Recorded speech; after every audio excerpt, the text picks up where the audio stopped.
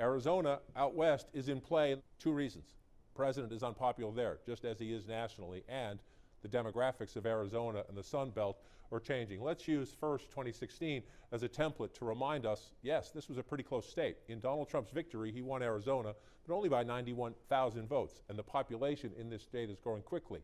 That it is in play, though, is a big wow. We have to go way back in time. Hillary Clinton, the Democratic nominee in 2016, it was her husband, Bill Clinton. He was the last Democrat to win the presidential election in the state of Arizona back in 1996 against Bob Dole with an assist, Bill Clinton's campaign would tell you, from Ross Perot. A narrow victory in Arizona way back in 1996. If you come through the years, in 2004, George W. Bush carried our Arizona pretty comfortably.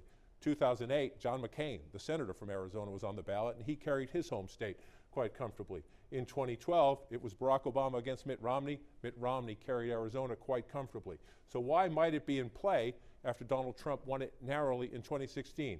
Well, Democrats do well in Tucson, you see, and up in Flagstaff, but this is where we're going to watch. Maricopa County, Phoenix, and the suburbs. 60% of the votes are going to come from here. This is one of the fastest growing areas in America. Yes, a rising Latino population, but also fast growing suburbs like Goodyear, outside of Phoenix. This is the battleground in American politics, and it is a battleground where President Trump is losing. If Joe Biden wins Arizona, nearly impossible to see Donald Trump getting 270 electoral votes and winning re-election.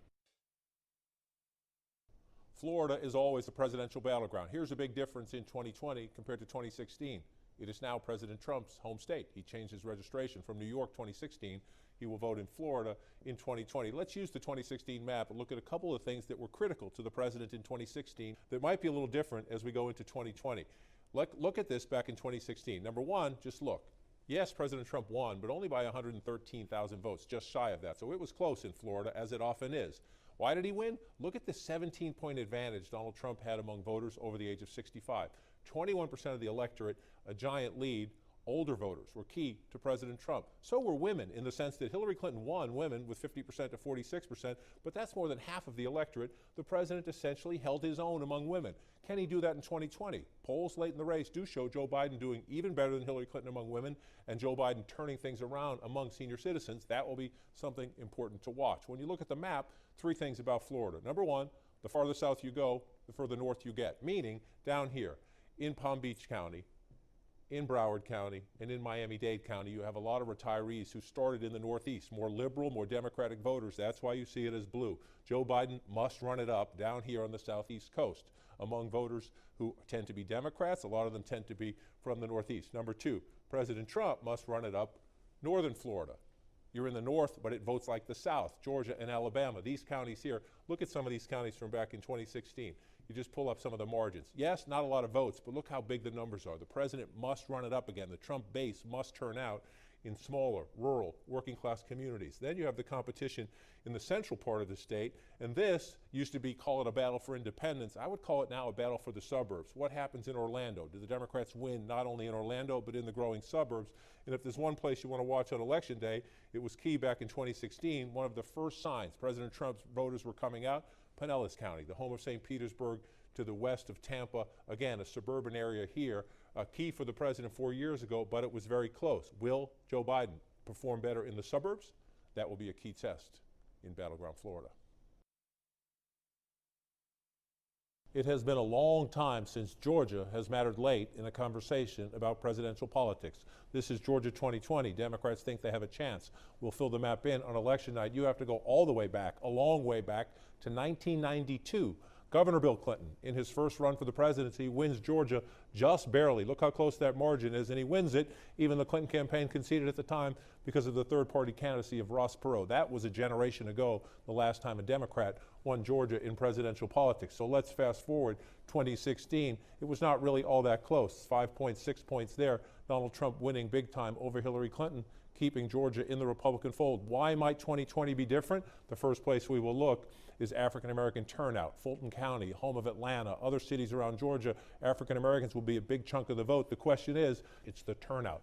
Will black turnout be off the charts in Atlanta and the surrounding areas this year? That's one thing Democrats are counting for. Another thing, though, is to look at the suburbs right around. This is Cobb County. You're moving west from Atlanta, you're into the suburbs now. Yes, Hillary Clinton won this suburb, but just barely, Cobb County. Again, Can the Democrats, can Joe Biden run that number up bigger in Cobb County? For President Trump, you know you're going to lose these Democratic areas of Columbus and Atlanta and Augusta. You know you're going to lose. The question there is, what are the margins? And then the other key question for the president, can he do this again? Can he run up huge margins, small, tiny, rural counties? But this is where the Trump base came out of the woodwork in 2016. White, rural, working class voters, 70% here, 70% here, 88% here. Does the Trump base in these small rural towns come out in the numbers they did in 2016, or do some of those voters stay home? Democratic turnout in the cities and the suburbs make the difference. Georgia is changing. Democrats believe it is moving their way. The key 2020 question is it moving fast enough? That Iowa is even in play this late in the 2020 campaign tells you how much this year is different from 4 years ago. 99 counties, we will fill them in on election night. Go back 4 years, this was a Trump state, and big time. 1, 2, 3, 4, 5, 6. Only 6 counties, blue, of the 99 in Iowa. Hillary Clinton losing and losing big. So why is Iowa in play this time? Number one, Joe Biden is running better among white voters. Iowa is a predominantly white state. If you go back in time to 2016, white men, white women added up. That's more than 70% of the electorate in the state of Iowa. Donald Trump 4 years ago won it big, winning by 30 plus points among white men, winning by 9 points among white women. Joe Biden simply must perform better. Some of the polls indicate that he can. Here's another way to look at Iowa. 99 counties, a big Trump victory 4 years ago, but Barack Obama carried this state twice. Let's go back and look at the numbers. First, let's go all the way back to 2008. Barack Obama wins Iowa by 10 points almost, 9 plus points there. Look at all the blue in the eastern part of the state. Fast forward 4 years, Obama wins it again, a little bit more red, but Obama still with a convincing victory. Iowa has 31 pivot counties. What are those? Counties that twice voted Democrat, twice voted for Barack Obama. You see all this blue in the eastern part of the state. And then in 2016, bam, look at all that red. That is the big test for Joe Biden. Will all these places stay Republican and stay red? Are they ready to come home? That will be the big test on election night if Joe Biden can do the improbable and carry Iowa. North Carolina is an absolute must for President Trump if he's going to recreate that 2016 map, get back to 270 electoral votes and win re-election. Let's go back to 2016 to look at what is key. The president won largely, even though if you go back in time, Hillary Clinton, she did win in Raleigh. She did win in Durham. She did win, if you pull the map out and go back to the state's population center, in Charlotte. Hillary Clinton did what a Democrat has to do, right? Run it up in the urban areas and the close-in suburbs. Here's one of the problems, though.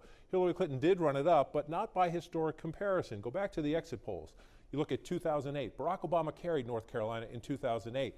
Why? Because 23% of the electorate was African Americans. African Americans turned out in record high numbers in the Obama history-making year of 2008. By 2016, that turnout had dropped to 20%. You might say that's a modest drop, but it's enough. It was enough to turn the state from blue, very narrow, look how narrow it was, very blue victory there for Barack Obama.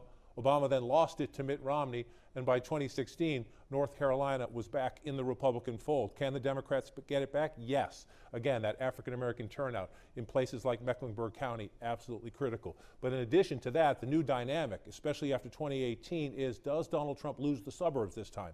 He won them in 2016. Where will we watch for that? We'll watch for that. Raleigh-Durham, the Research Triangle, medical workers, college-educated women. There's a lot of them there. The suburbs around Charlotte as well, the suburbs around Winston-Salem. So look to the urban areas. Democrats must get African-American turnout, but if Joe Biden is going to turn North Carolina back from red to blue, it will be because of his support in the suburbs.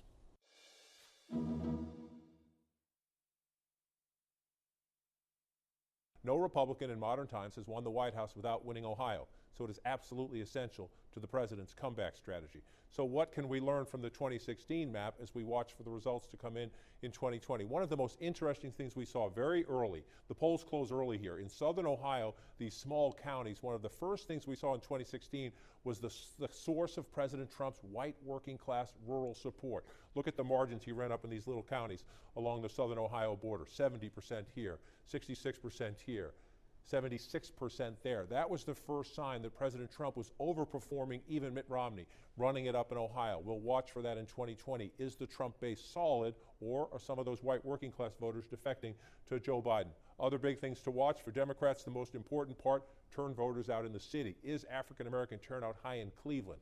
Can Joe Biden get a bigger margin in Cuyahoga County than Hillary Clinton did? Something else to watch? What about the suburbs? Donald Trump narrowly carried the suburbs back in 2016, including here, pretty big margin in Lake County. These are the suburbs just to the northeast of Cleveland. Can Joe Biden turn this blue or at least make it more competitive? If he wants to win in Ohio, Lake County outside of Cleveland will tell you a lot about where the suburbs are in 2020. One more big test. I want to show you down here, Stark County. Former Vice President Biden went here after the first presidential debate. Why, you might ask, right? Look at the margins back in 2016. Why would Joe Biden go to a place Donald Trump won by such a lopsided margin? Well, this is one of the so-called pivot counties. Stark County, if you go back, here's the 2012 race. It was for Barack Obama. If you go back to 2008, it was for Barack Obama. Pivot counties voted twice for Obama and then flipped to Donald Trump in 2016. So on election night, watch Southern Ohio, watch Cleveland and the suburbs, watch Stark County. If it is red, maybe Trump has a comeback in Ohio. If it is blue, Joe Biden is on his way to the White House.